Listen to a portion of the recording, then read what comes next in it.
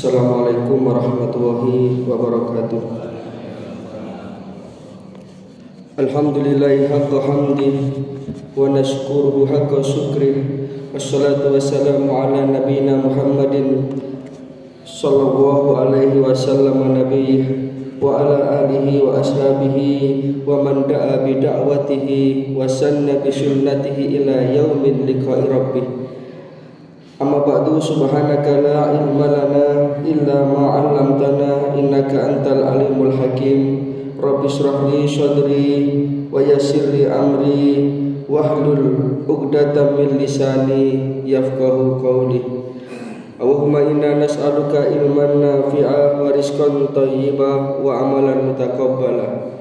Asbahna ala fitratil Islam wa ala kalimatil ikhlas wa ala dini nabiyina Muhammadin sallallahu alaihi wasallam wa ala millati abina Ibrahim hanifan muslima wa ma kana minal musyrikin. Bapak Ibu hadirin jamaah salat subuh rahimakumullah. Kita lanjutkan pelajaran kita kitab Al-Kabair yang disusun oleh Imam At-Tahawi. Kita sampai pada dosa besar yang ke-54, yakni menyakiti hamba-hamba Allah dan bertindak zalim kepada mereka. Di dalam Al-Quran surat Al-Ahzab ayat 58, Allah Subhanahu wa taala berfirman, A'udzu billahi minasyaitonir rajim. Walladzina yu'dunal mu'minina wal mu'minati bighairi maktasabu faqad ihtamalu buhtanan wa isman mubina. Dan orang-orang yang menyakiti orang-orang mukmin dan mukminat tanpa kesalahan yang mereka perbuat, maka sesungguhnya mereka telah memikul kebohongan dan dosa yang nyata. Ini ancaman Allah.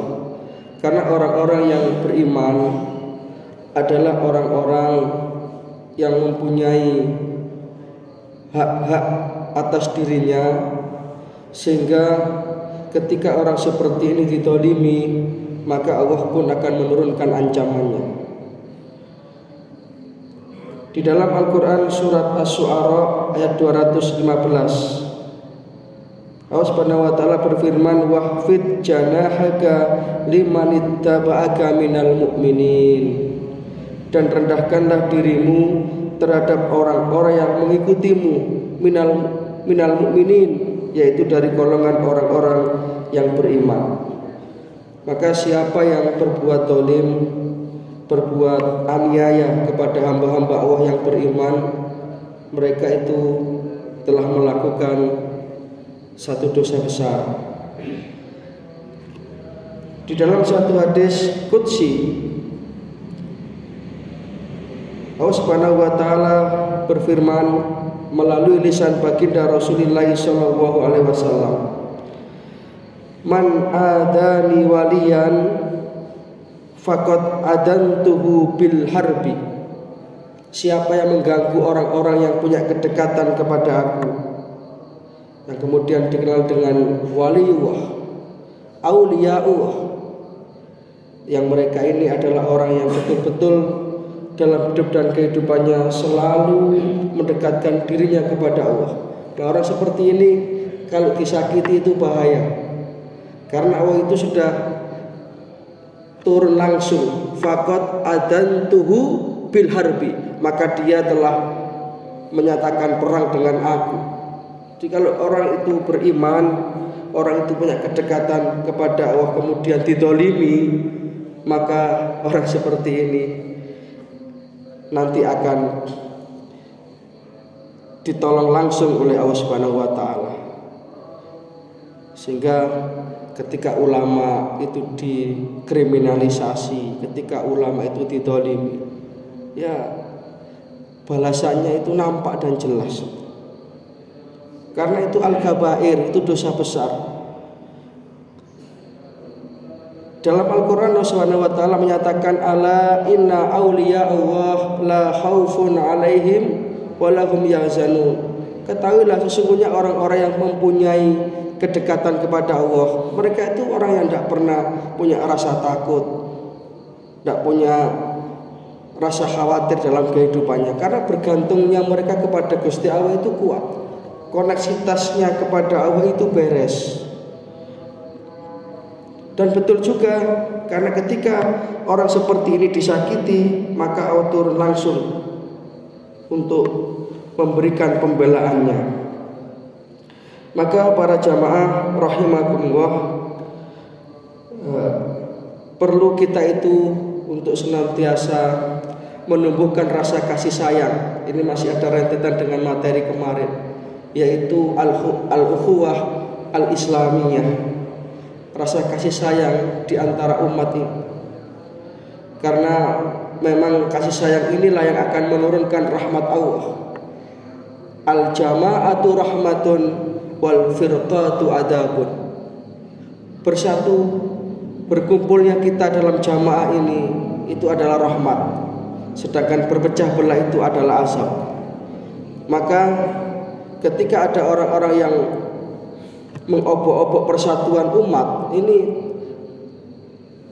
telah melakukan satu kedzaliman yang besar, satu dosa yang besar. Lebih-lebih jika kedzaliman itu dalam dosa besar yang ke-54 ini tadi saya sampaikan dilakukan kepada hamba-hamba Allah yang beriman. Dalam Al-Quran surat Al-Kahfi ayat 28, Allah Subhanahu wa ta'ala berfirman, a'udzubillahi minasyaitonir rajim, wasbir nafsaka ma'al ladina yad'una rabbahum bil ghadati wal 'ashiyya yuriduna wajhahu wala ta'du aynaka anhum turidu zinatal hayatid dunya. Wasbir nafsaka, dan bersabarlah kamu bersama orang-orang yang menyeru kepada Rabbnya di pagi hari dan di senja hari, yang mana mereka itu semata-mata yuriduna wajhah, hanya mengharapkan ridho dari Allah Subhanahu wa ta'ala. Wala ta'tu aynaka, dan janganlah kedua matamu berpaling dari mereka. Karena apa? Hanya karena turiduna zinatal hayatad dunya, hanya karena menginginkan kehidupan dunia. Jadi ini relevan sekali ayat ini dengan fenomena sekarang. Banyak orang itu yang memfitnah ulama, yang mengkriminalisasi ulama hanya karena turiduna zinatal hayatad dunya, karena mereka itu mendapatkan uang. Wah, ini tidak main-main kalau sudah seperti ini. Nanti azabnya itu langsung di kontan di dunia ini nanti, sebelum di akhirat tentunya. Maka para jamaah rahimakumullah, perlu kita tumbuhkan satu pemahaman bahwasanya memang dalam hidup dan kehidupan ini tidak ada jalan lain selain kita itu harus selalu berusaha untuk menjadi hamba-hamba Allah, bukan hamba-hamba yang lain. Maka tujuan orang yang beriman itu jelas, yabtaghuna fadlan minallahi wa ridwanah. Mereka itu selalu mencari karunia dan keridhaan Allah. Yang penting Allah ridho, yang penting Allah itu tidak marah kepada kita. Karena kalau kita mencari ridho manusia, itu adalah satu hal yang mustahil kalau semua orang itu ridho kepada kita. Sehingga ada ungkapan ridho nas ghayatun la tudrak.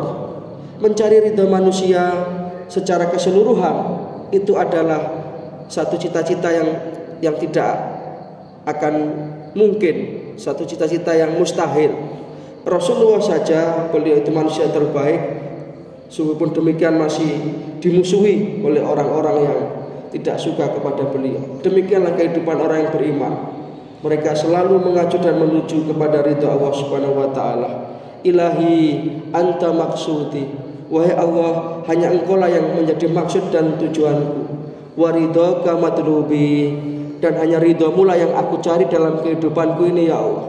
A'tini mahabbataka wa ma'rifatak, maka berikanlah kepada aku cinta kasih-Mu ya Allah, dan kemampuan untuk ma'rifah kepadamu, mengenal hakikat kesejatian hidup ini, sehingga kita akan termasuk orang-orang yang selamat dari al-kabair, dari dosa-dosa besar ini.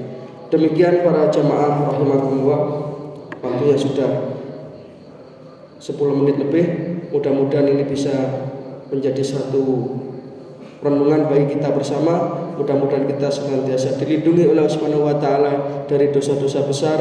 Kita senantiasa mendapatkan taufik dan hidayah, amal, ilmu, rizki yang barokah, dan akhirnya kita memungkasi hidup kita di dunia ini dengan tetap membawa iman Islam husnul khatimah. Amin ya rabbal alamin. Nasrun minna wa fathun qarib wa basyiril mu'minin. Subhanaka wa humma wa bihamdika asyhadu an la ilaha illa anta astaghfiruka wa atubu ilaik. Assalamualaikum warahmatullahi wabarakatuh. Inna Allah wa malaikatahu yusalluna